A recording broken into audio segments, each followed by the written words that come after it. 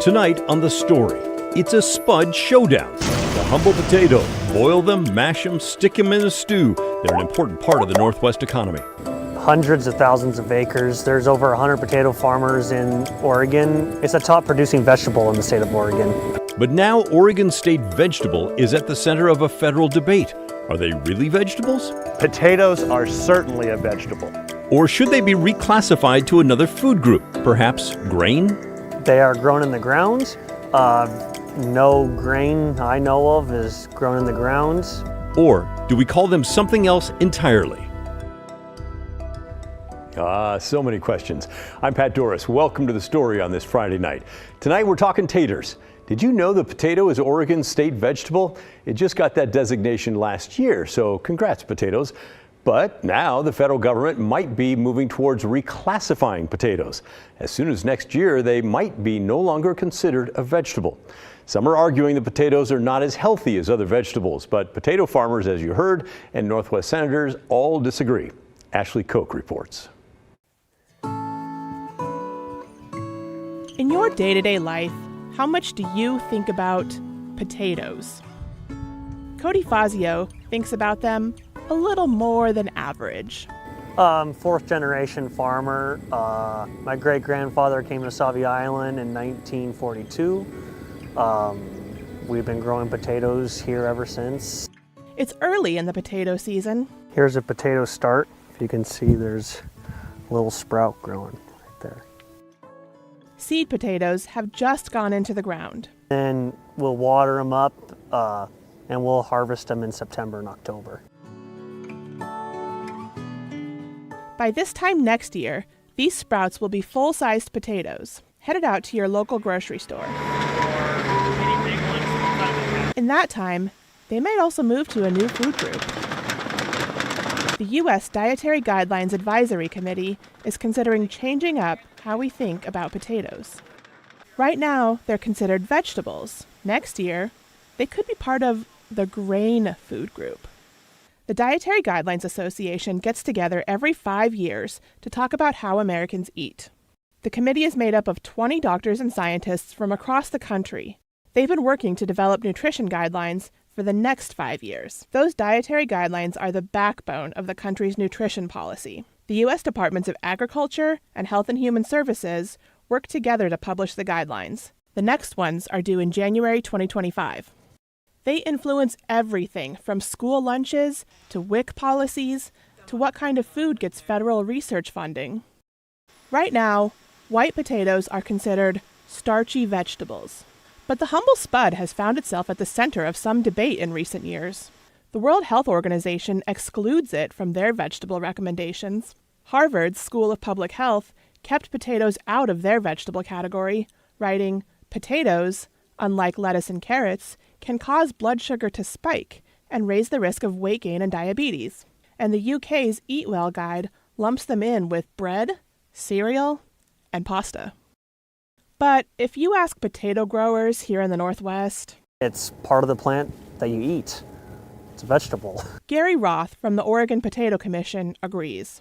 Potatoes are certainly a vegetable. And senators from the Northwest sent a letter to the USDA and HHS writing, "The scientific justification behind the assertion that potatoes are not vegetables is not strong, and there are documented nutritional benefits of potatoes. There are. A medium-sized potato has about 170 calories, 5 grams of protein, and about 3 grams of fiber." What people don't realize is there's more potassium in a potato than a banana. There's as much protein in a potato as an egg. There's as much vitamin C in a potato as a grapefruit. Of course, that's not the case if you're mainly eating French fries and potato chips, but potatoes are versatile. They're used in lots of cultures, and they're cheap. And potato farming is a big industry here in the Northwest. Idaho's number 1, Washington's number 2, and depending on the year, Oregon is either 4 or 5. Oregon's potato farmers worry that if their darling root vegetable is reclassified, it'll cause confusion for their customers. Consumers recognize vegetables for what they are. They recognize potatoes as a vegetable, and they would be, I think, very confused if they started to look for potatoes in the bread aisle. And they worry that potato growers could lose out on some of that federal research funding. There's constantly investment being made in developing potatoes that can just be grown as simply as possible. And I believe that a lot of that would really go away. But for now, they're just doing what farmers do. I knew I wanted to farm since I was 5 years old, and I love every day of it. Waiting.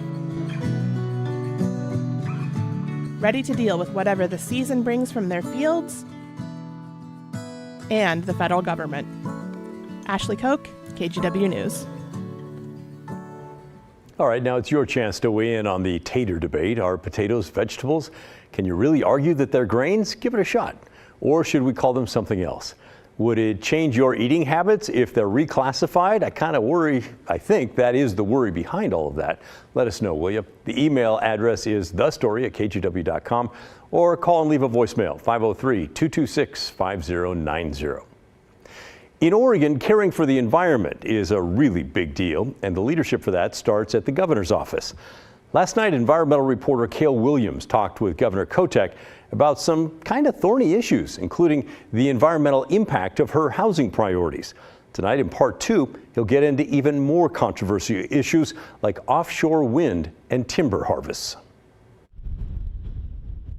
Few places in the country have renewable energy like the Pacific Northwest. We've got panels collecting solar energy from the sun, and a whole system of dams that draw carbon-free electricity from our rivers. When the wind blows, we harness that power with turbines, but only on land. That could change in the next decade, though, as the federal government has plans to develop floating wind turbines off the southern Oregon coast. Earlier this year, the federal government finalized 2 areas off Brookings and Coos Bay for offshore wind development. But many on the south coast feel like their concerns about the impacts of offshore wind have gone unheard. Tribal members, folks in the seafood industry, feel like they're being steamrolled by the feds, that there is not meaningful engagement. And they wrote a letter to you asking you to, come out against the auctions that are supposed to happen later this year until that roadmap is fulfilled. Is that something that you're willing to entertain? Well, the good thing about where we are, I think, on offshore wind is I agree with local communities that this hasn't been the best process. There are concerns as Oregonians that we want to address. Our fishing industry, the cultural impacts of that related to our tribe's concerns. I'm very committed to working with the local community so everybody gets heard. So if we do move forward, we do it in the right way. Gotcha. I mean, the auctions are scheduled for later this year. Yes, the auctions themselves. I mean, my understanding of that process is there's a lot of process that happens even after the auctions if they were to go forward. But we are engaging on a regular basis with BOEM, the Bureau of Ocean Energy Management, about what the next steps are. I am not going to let the federal government expose Oregon communities to really bad consequences. Another policy facing considerable pushback is the Habitat Conservation Plan for state forests in western Oregon. The plan, as it's currently proposed, would protect some areas in Tillamook and Clatsop counties from logging, and would in turn shield the state from lawsuits over the Endangered Species Act. It would also cut down on timber harvests and the revenue those counties get from logging. In February, Kotek sent a letter saying she would work in the next session to find state money to offset those losses. But that hasn't exactly satisfied people who live in those counties. The folks that I talked to out there say that, that money would be well and good, but would not replace potential jobs that are lost. What would you say to them? I think there are a complex set of possible consequences for the HCP. And I want to make sure as governor to work with local communities to try to adjust for any impacts there will be. What the HCP will bring to everybody after a couple years of work is certainty, right? I think one of the challenges when it comes to potential loss of jobs is our timber off of our state lands is only one piece of that. We're in a global market. We're competing globally for timber products and how logs are used. We have to have some new ideas on the table to protect Oregon so we can keep those jobs here while we're also dealing with the financial impacts of an HCP. One potential solution that's been floated would be to decouple timber revenues from the funding of rural counties and school districts. I asked Kotek if that was something she'd be in favor of, but didn't exactly get a straight answer. So there might be a longer term conversation out there, but right now we're focused on the concerns for the near term on the impacts of HCP. don't want to take a position on that quite yet. We will be wrestling with this for the next several years with the legislature about how we support our rural counties. To finish the interview, I wanted to take a step back. So I asked Kotek what informs her view on environmental issues in Oregon, a state with vast beauty, plentiful natural resources, and some environmental issues that have, so far at least, seemed intractable. She pointed to the time she spent last year traveling to every county in the state, not just the things she saw, but also the people she talked to. I've been with farmers who talk about their love of the land and how they want to steward the land, and they talk about issues around drought and making sure they have the water for future generations to grow the things we grow in Oregon. What I learned on the road was there's so many people who care about what they do from an environmental perspective that I'm hopeful that we can actually figure this out and continue to do what we're doing here, protect the environment we love, because there's so many beautiful places, but do it in a way that people can be successful, particularly in rural communities. Cale Williams, KGW News. Thank you, Cale. And while we're talking about Governor Kotek, today her office sent a list of questions to the Oregon Government Ethics Commission asking all about the role of Oregon's first spouse, Amy Kotek Wilson. But it may be a while before there's an answer because the Ethics Commission said the governor's questions are going to be on hold until the commission decides on ethics complaints that have already been filed over that very issue. The governor wants her wife to have an official role in her administration, although not paid. 3 top staffers didn't like that idea so much and left in protest. But Governor Kotek dug in and said other governors around the country have an office for the first spouse, and it's time for Oregon to do the same. Here are the questions then that she wanted and submitted to the ethics folks. Number 1, may the first partner as a public official participate in the development of, advise on, and or promote the governor's priorities consistent with the ethical duties required of public officials? Number 2, if the first partner is performing official duties as a public official in the governor's office supporting the governor's priorities, may the first partner be supported by staff and provided other office resources necessary to perform such assigned official duties consistent with Oregon government ethic laws? You can read between the lines there. Other office resources, that probably means people, and that does mean your tax dollars supporting those people. And number 3 is a bit open-ended. Many public officials are volunteers who serve Oregon without compensation, such as the thousands of individuals serving on state boards and commissions. The current first partner is solely a volunteer. Given this set of facts, what other ethical considerations should we consider? But there's no timeline for when the case over the complaints will be completed, and at that point, the commission will answer these questions. So, don't hold your breath on any of this stuff. We'll let you know how it all shakes out. Coming up next on The Story, Portland Mayor Ted Wheeler has released a new camping ban proposal since his last one is tied up in the courts, how this one is different, and why he thinks this one will survive a legal challenge. Plus, an update on my Tainted Water series in Eastern Oregon, the DEQ leveling yet another fine against the Port of Morrow over wastewater violations. And this is on top of the $2 million plus fine they levied against the port last fall for similar violations. We'll have the details when The Story returns.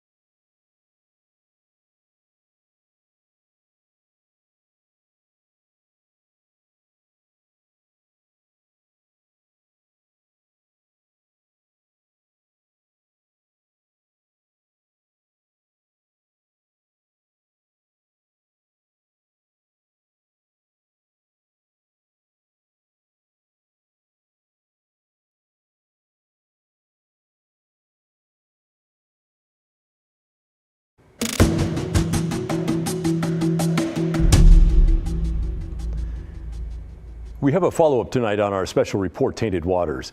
The Oregon Department of Environmental Quality has fined the Port of Morrow $727,000 for violating its wastewater treatment permit again. This is a new fine. It's on top of the $2.4 million fine DEQ leveled last year. We detailed the problem in our special report and explained how fertilizer from farmers and industrial waste from the Port of Morrow and others is contaminating a huge aquifer below Morrow and Umatilla counties. If you missed it, you should check it out. It's waiting for you on our KGW YouTube page. The worst areas are near the town of Boardman in eastern Oregon. The problem with the port comes from nitrate-contaminated water. It's put out by food processors on the port property. The companies put out more water than the port can store, so the port uses pipes and sprinklers to spread the nitrate water on nearby farm fields. If it puts out too much water, the water can easily seep down through the sandy soil and reach the aquifer below. That's a problem because thousands of people use backyard wells to tap into that aquifer, and nitrates are not good for humans. So the state tightly regulates how much water the port can put out, especially during the non-growing season. That's the time between the 1st of November and the end of February. That's a dangerous time because there are fewer plants to suck up the nitrogen being spread with the water on the fields. The latest series of fines totals $727,000 and covers 867 different times that the port put too much water on the ground during the non-growing season. Becca Puskas is the Enforcement and Compliance Manager for the DEQ. I talked with her today. The problem is that the port has limits on how much nitrogen it can apply to the land and what type of soil conditions it can apply it under, and it exceeded those conditions. One thing that's really important about what's happened over the last non-growing season is that one of the tools that we had in the settlement is working, because they've had more violations in low-risk farm fields and 0 violations in high-risk fields. Now, this is the report that backs up the fines, and sure enough, if you look at the center column, it says low. That means low risk of getting into wells because they're not close. The state told the port it would fine them $750 for each violation in a low-risk field, but $7,500 for each violation in a high-risk field, and there were no violations in the high-risk fields. The state does not want to shut down the port because of the huge economic impact it has in the area, and because, as DEQ Director Leah Felden told me, it would not immediately change the pollution level of the aquifer. The Port of Morrow sent me a statement today saying that they are investing $500 million to upgrade their wastewater treatment system to meet DEQ requirements. When it's in place, they say, they will be able to stop spreading that nitrate water in the wintertime. In the meantime, the state allowed the port to send 80% of their fine to support a safe water drinking program. That comes out to about $580,000. Moving on. This week, Portland Mayor Ted Wheeler released a new plan to replace his old camping ban that a judge paused several months ago. It prohibits camps that are blocking sidewalks, ADA ramps, businesses, or any property where the city posts no trespassing signs. It would also make it unlawful to go onto private property, start fires, and build up garbage and debris, among other things. This plan allows for a fine of up to $100 and/or 7 days of jail time. But it can only be enforced if there are shelter spaces available and people refuse to leave the place where they're camping. You may remember the last camping ban has strict rules about banning camping between the hours of 8 a.m. and 8 p.m. with colored maps showing where people could and could not camp. This proposal is less restrictive, which is partly why the mayor thinks this one will survive any legal challenges. We have used information both from the court system, information that the plaintiffs who originally opposed our original ordinance had stated, information that we got from service providers and others, and we've put together a package that we think is responsive to the criticisms that we heard. Now, we didn't actually get a full opinion from the court on why the court enjoined our original ordinance, but we believe we have enough information. We're very confident that this particular ordinance that we're bringing forward on the 18th will survive legal scrutiny. The mayor called the ordinance a sliver of a much larger strategy to address homelessness in our area and said the law enforcement component is a last-ditch effort for those who do not want help.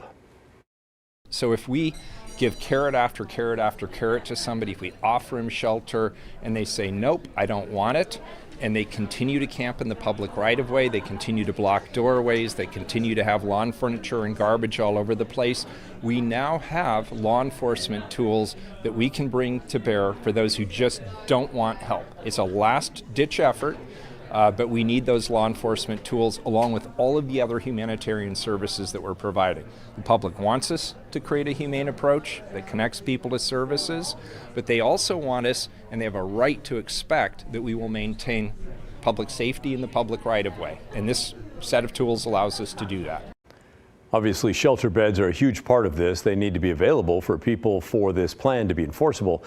And Mayor Wheeler says hundreds more will become available soon. He says in the not too distant future, and it's going to be in the form of second and third mass encampments. City Council will consider the proposal for the first time on April 18th, with a possible vote coming the following week.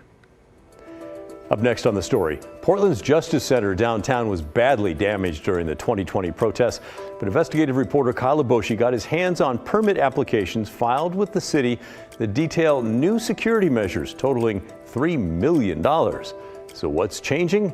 You'll see coming up next when the story returns.